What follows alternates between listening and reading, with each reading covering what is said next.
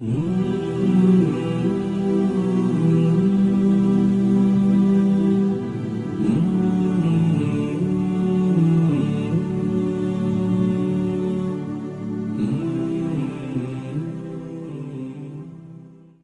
know, we live in this dunya and we are fascinated with this dunya which Allah subhanahu wa ta'ala indeed has created in a beautiful manner. We're fascinated. There are over billions of people which live on this dunya at this moment in time. Over 6 billion people that live on the dunya at this moment in time. This dunya of Allah subhanahu wa ta'ala is so big, my young friends, that there is space in this dunya for billions and billions and billions or more people. But what is this dunya in comparison to what Allah subhanahu wa ta'ala has created out there? This dunya is insignificant. This dunya is meaningless to Allah. It means nothing. It is worthless. So worthless, compare it with the sun. The sun is one star. You know more science than me. You'll be able to tell me better. Take this planet Earth and you place it inside the sun, and you will be able to place 1.3 million Earths in the sun. 1.3 million Earths in the sun. Allahu Akbar. Allah is the greatest. The sun is one star.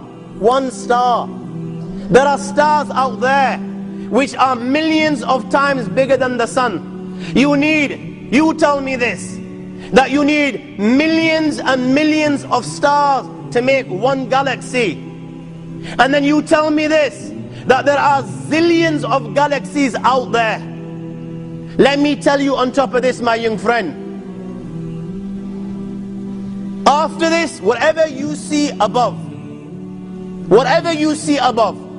when you raise your head and you look above, whatever you see above, the zillions and zillions and zillions of galaxies, let me tell you, everything there is within the first heaven. Everything there is within the first heaven, and Allah is the creator of 7 heavens. 7 heavens. And the distance between the first heaven and the second heaven is 500 years. You know, the distance that can be covered in 500 years, at what speed? Only Allah knows. Only Allah knows. But it will take 500 years to get from the first heaven to the second heaven. 500 years from the second to the third, third to the fourth, fourth to the fifth, fifth to the sixth, sixth to the seventh. Every time it will take 500 years. After the 7 heavens, وَسِعَ كُرْسِيُّهُ السَّمَاوَاتِ وَالْأَرْضِ. You all read the Ayatul Kursi. You all know the Ayatul Kursi. After this, you have the Kursi of Allah. You have the chair of Allah subhanahu wa ta'ala. You know these 7 heavens that we've just talked about, in comparison to the Kursi of Allah, they're non-existent. They're meaningless.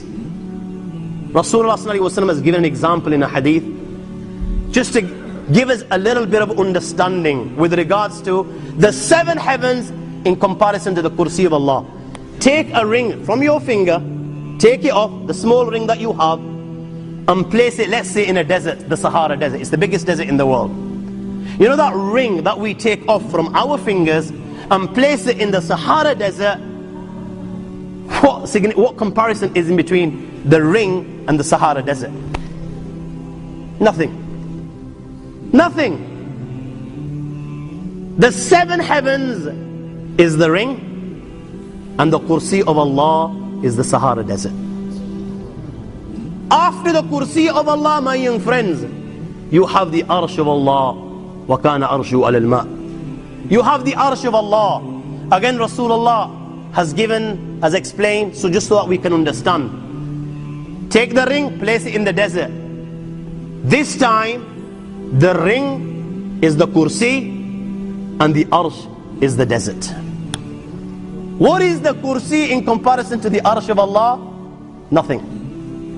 Then you have angels which carry the Arsh of Allah. Their heads are in the 7th heaven and their feet are in the lowest earth. My friends, then you have the Lord of the Arsh and Kursi. لا تدركه الأبصار وهو يدرك الأبصار وهو اللطيف الخبير. He is beyond.